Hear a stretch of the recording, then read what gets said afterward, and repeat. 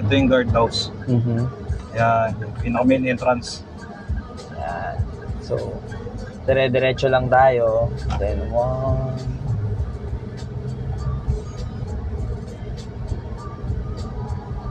2, 3. Yan. Pang 4 na street. Yun yung pinaka-property, sir. Yes. Pang 4th na street, left ka lang. Tapos, dire-diretso. Yan. Bali yung address nung property is number 8, Valencia Street. Number 8, Valencia Street. Yes. Dito sa La Residencia de Santa Rosa. May nakatira doon, sir?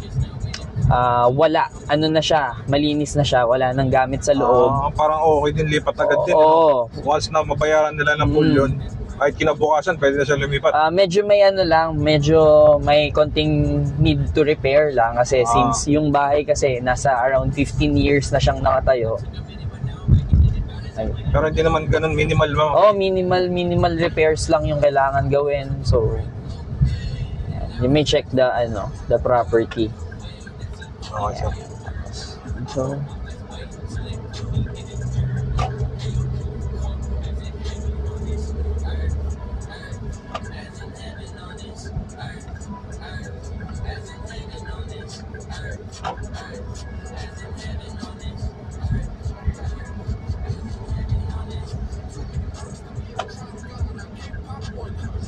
May mga bakante pang lupa. madami pa, sir.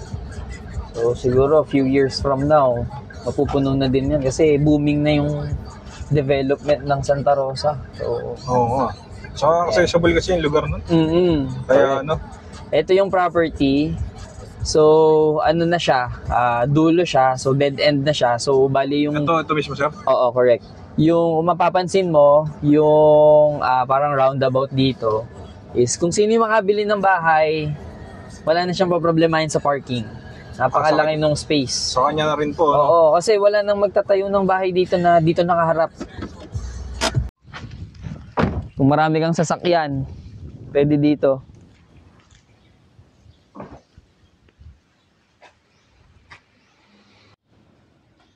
Maganda rin, sir, Ano siya, since October of 2023, wala nang nakatira. So, for sale na talaga siya. So, kung may bibili, konting mga minor repairs, then pwede na silang lumipat. Kabisado nyo, sir, yung lot area natin? Oo, yung lot area nito is 209. 209 square meter? And then yung floor area niya is 309. 309, malaki yes, correct. Tapos yung sinasabi niyo, sir, na parking space. Ito, yan. Oh, ang laki nga, no? Wala nang So, may birthday party ka. Before kasi, nung dito pa nakatira yung lola nung wife ko, kapag may birthday, lalagay lang sila ng tent dyan. Tapos yun. Oh, laki ng space, Kasi ito na yung dulo, no? Oo. And then yung carport naman, kasya 2 sasakyan. Dito, sir, no? Yes.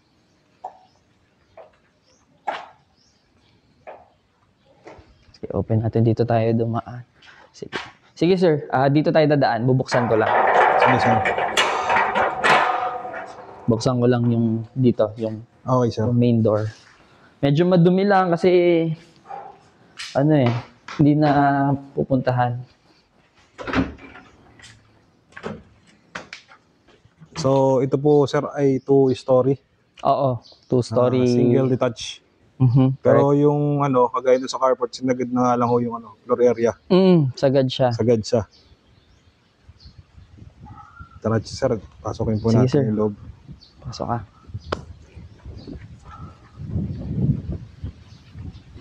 Magkano binibenta to, sir? Ito ay binibenta ng 10.5 million. 10.5 million. Negotiable ba yun, sir, or fixed lang? Yeah, slight negotiable. Slight negotiable. If may interested buyers naman, madali naman kausapin yung owner. So, if magkasundo sila, Sa price. kakapuksan ka ng ilaw, sir. Apo. Bababa lang po ako dito. Sige, dyan ka muna, sir.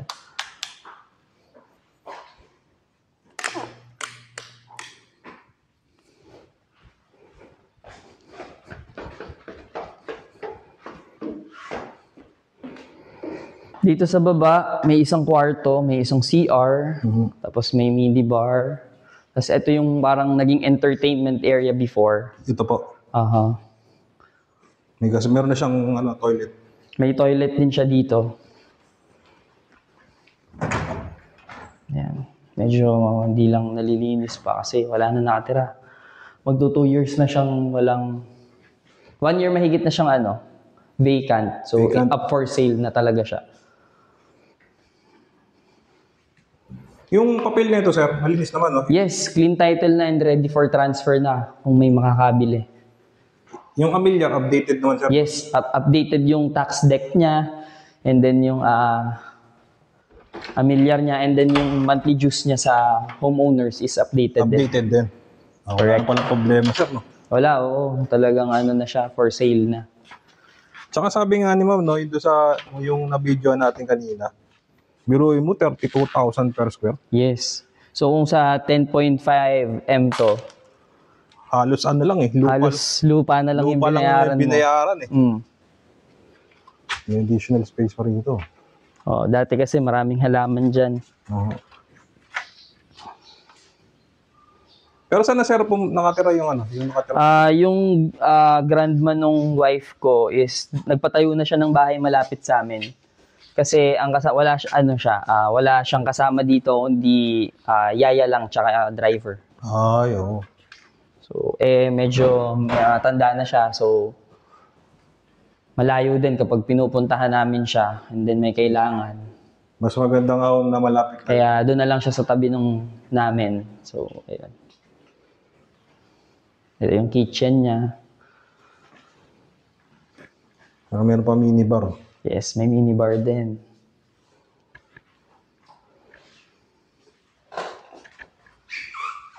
Oo. Before, dito nakalagay yung main dining. Diyan po, no? Then dito yung Malaking receiving space ng area. Floor area, oh. Maliwala siya eh. Ayan. Tapos dito, sa may side, may maid's room. Tsaka may sarili din silang CR.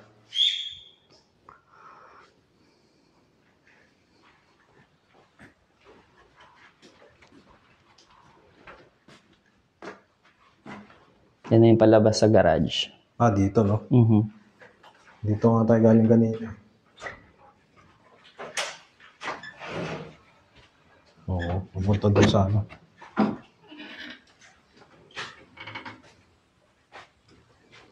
Okay.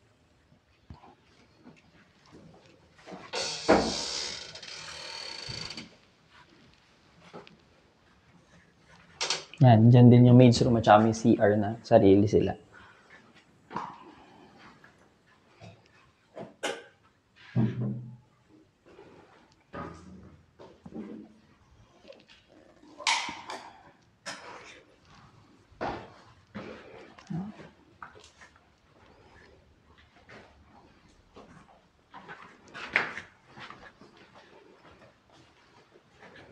Yes, Okay, sir. tayo, sir, no? Dito tayo akit, sir. Dito sa kabila.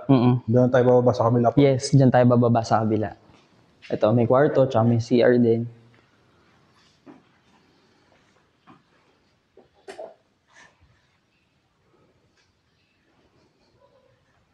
So, ilan po ang bedroom nito, sir? Bale, 1, 2, 3, tsaka may isang provision para sa isa pang room.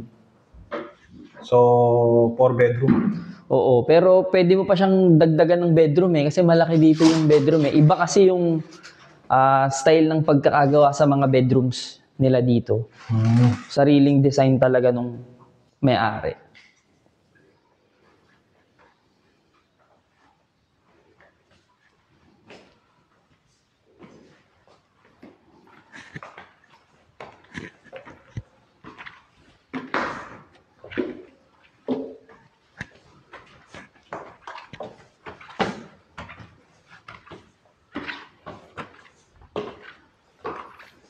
Itong space na Ano po to. itong nilagay sa floor?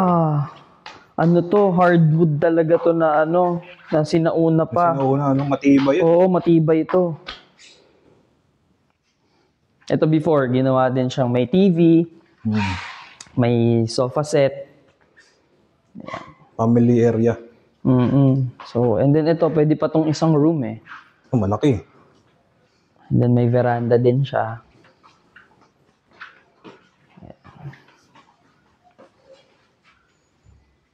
Hindi ko lang ma-open. Pero malaki-laki yung veranda eh.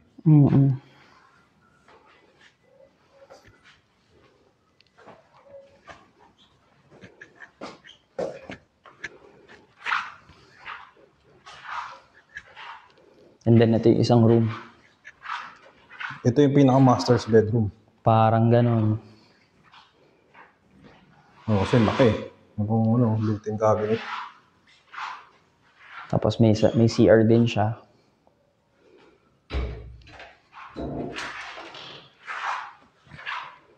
Medyo malaki yung CR niya dyan. Malaki nga CR. Before, may bathtub siya dyan. Kasha.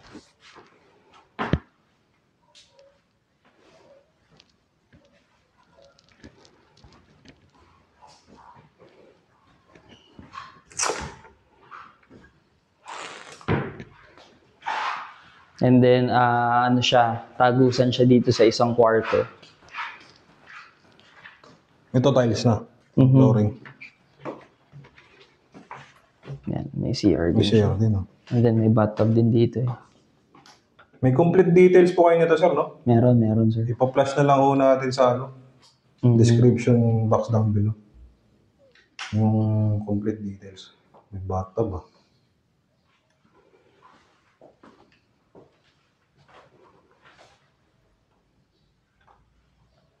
Oo, salamat, sir.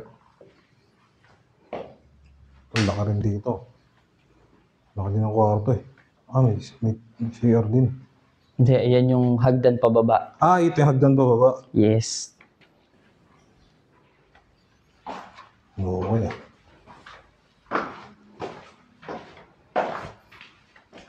Yun. Maraming salamat, sir.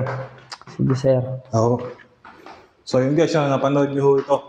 Once na interested po kayo, ipa-flash ko yung aking number, tawagin nyo ako para ma-set po natin yung tripping or tour. Makita nyo ng personal, makausap mo po si sir.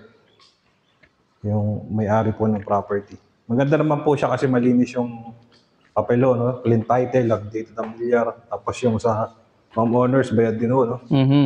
Tax deck, amilyar. Oo, wala nang po problema. Kompleto lahat. At the same time, kung Updated. gusto nyo ng tahimik na lugar, yun, wala kayong kapitbahay. Ang laki pa ng car parking, no? Sa inyo na eh.